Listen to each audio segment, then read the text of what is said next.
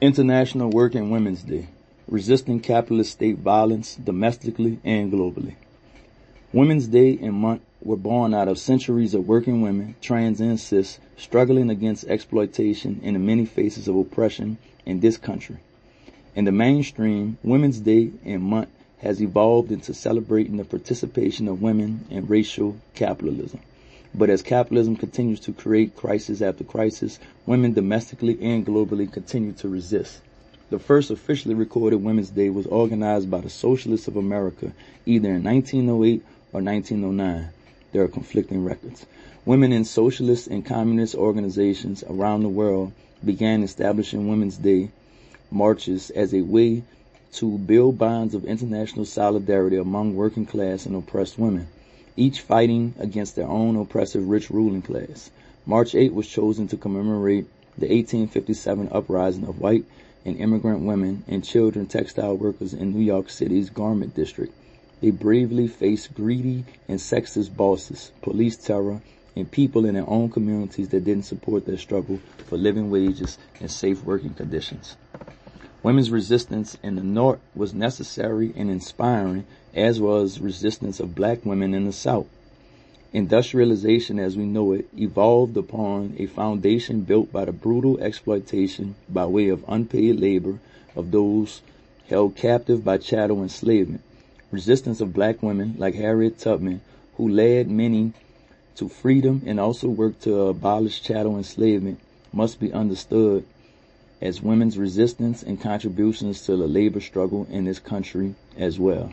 When chattel slavery came to an end due to organized black resistance during the Civil War, when white and immigrant women workers hit the streets against bosses of their industrial jobs, black women workers resisted racism and exploitation of labor as domestic workers, washerwomen, maids, cooks, laundresses, and sharecroppers crossed a vast range of work conditions.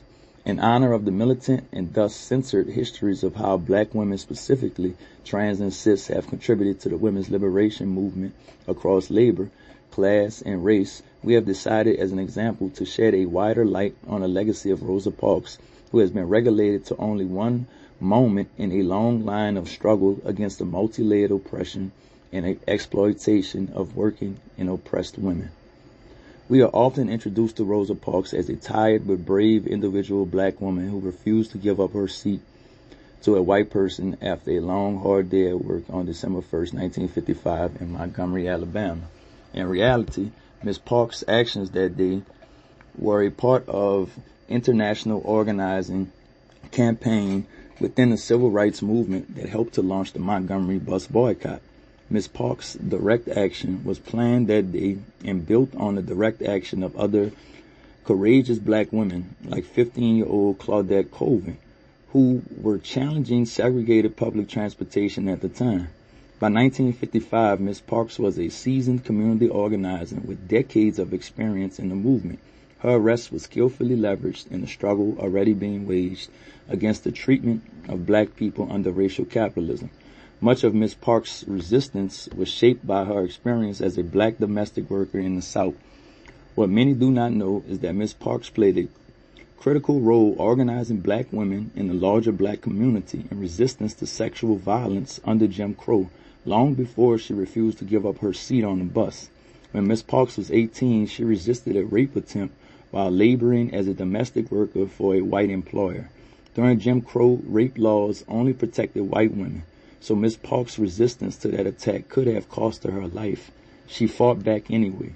To be black, a woman, and a worker informed Ms. Parks' organizing over her lifetime and clearly focused her understanding that sexual violence is central to upholding the power structure of racial capitalism.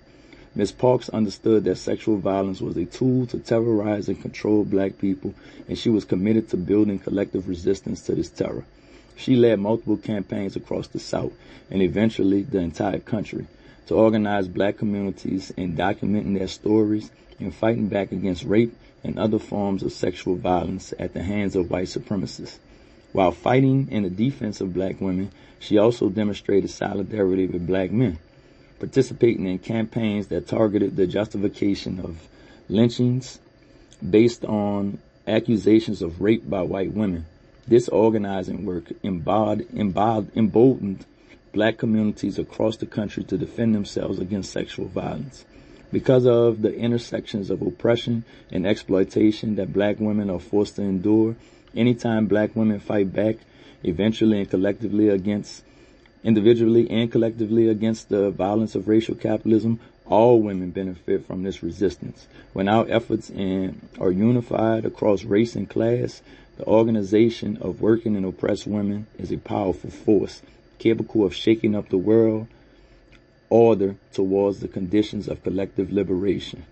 Today, we need the unification of working class women against the violence of racial capitalism domestically and globally more than ever.